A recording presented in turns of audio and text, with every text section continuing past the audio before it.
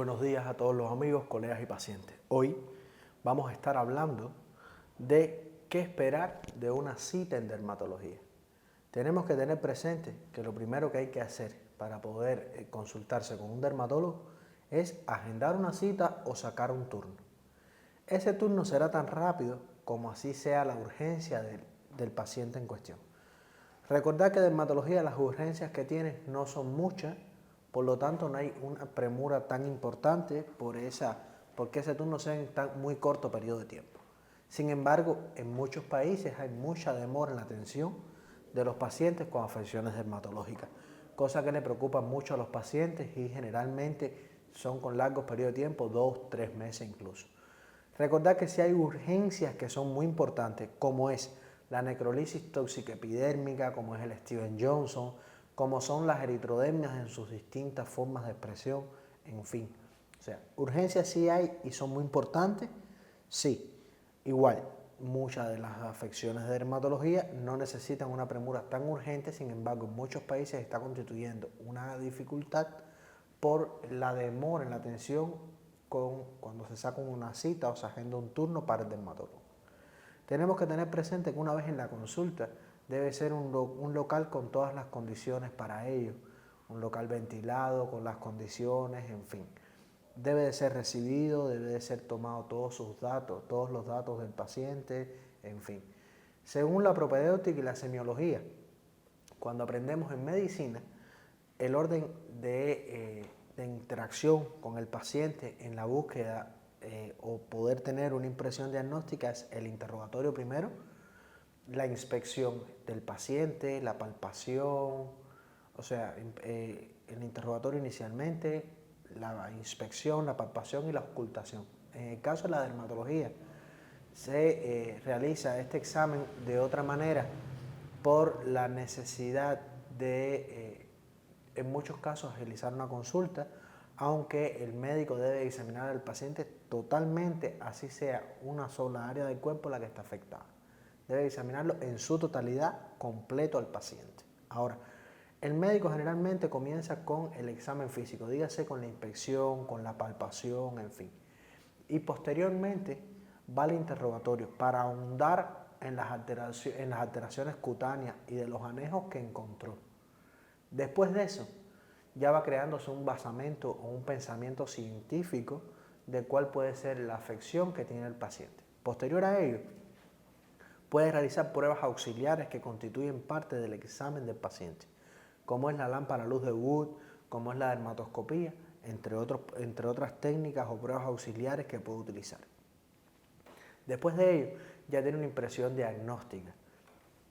Según sea esta, si es fácil diagnóstico o los criterios diagnósticos son eminentemente clínicos, es posible que ya aquí el médico pueda tener un diagnóstico y tomar una conducta terapéutica en específico para este paciente. Ahora, si fuera por la clínica, por el interrogatorio, una patología de difícil manejo o necesitar algún otro tipo de prueba para confirmar un diagnóstico a punto de partida de una impresión diagnóstica que ya el médico se ha creado con todo lo que ha hecho hasta este momento, debe de entonces realizar estas pruebas. Una de las pruebas que con mayor frecuencia se utiliza y se indica es la biopsia, para con este resultado anatomopatológico y la clínica realizada con esta impresión diagnóstica, poder tener un diagnóstico de certeza y emitirle al paciente y posteriormente brindarle una terapéutica en relación con su afección.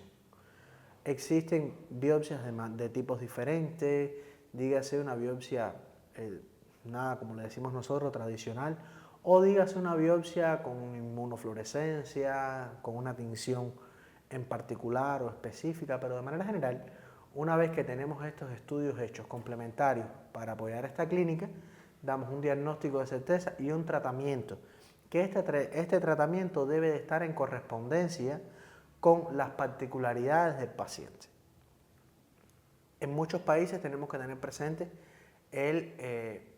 las opciones terapéuticas según el fototipo cutáneo, el nivel adquisitivo del paciente, la posibilidad según el desempeño profesional que tiene, o sea, según el oficio que realice, darle todas las medidas de educación y para que además pueda saber cómo debe de ser su entorno, cómo debe de cuidarse, cómo debe de... o sea, todas las conductas que debe hacer de manera habitual para mejorar su condición. Segundo, el médico, el dermatólogo fundamentalmente, utiliza los tratamientos tópicos, dígase las cremas, las pomadas, los ungüentos, los fomentos, en fin. Además de eso, utilizan mucho las fórmulas magistrales. Fórmulas magistrales que son muy características de los dermatólogos y son muy importantes porque le permiten al médico indicar una fórmula magistral puntualmente para las características de ese individuo. Y el otro tratamiento es el tratamiento por vía sistémica, o sea, vía oral, vía intramuscular, en fin. En caso de que, por ejemplo, sea una piodermitis, que es un proceso que es bacteriano, y entonces se le manda antibiótico vía oral, se le manda todas las conductas o todas las orientaciones para el manejo tópico, en fin. Con todas estas cosas, ya el paciente puede, se concluye la cita, se concluye esta consulta de este paciente y en muchas de las ocasiones se le da reconsulta, o sea, se programa otro encuentro para determinar la evolución del paciente. Si es una afección muy compleja y el médico valora y es una urgencia médica y necesita ingreso hospitalario, bueno, eso se deriva a sala de hospitalización donde el médico diariamente va a ver a este paciente, va a ir tomando las medidas en relación con su cuidado y va a evolucionarlo día tras día para ver su comportamiento y de esta manera una mejoría del mismo. De esta manera es como, o sea, ¿qué debe esperar un paciente cuando va a una cita con el dermatólogo? Más o menos, poco más, poco menos, es la conducta que se hace, es lo que se debe hacer. Y yo siempre recomiendo que los pacientes todos llevan tiempos en su manejo diferentes. Según la patología que tiene y según las características propias del individuo, todas las consultas no deben de ser con un periodo de margen de tiempo establecido, predeterminado. Que sí hay que aprovechar el tiempo que tenemos con el paciente para hacerlo efectivo y en el menor tiempo posible, sin violar todo lo que se tiene que establecer en el contacto médico-paciente, debe de ir en beneficio del mismo, aprovechando el tiempo, es cierto, pero todos los pacientes no deben de llevar el mismo tiempo por la satisfacción del paciente y la seguridad del médico a la hora de emitir un diagnóstico.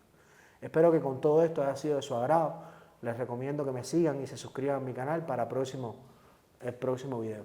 Muchas gracias y tengan buen día, buenas tardes o buenas noches según el área geográfica donde se encuentren.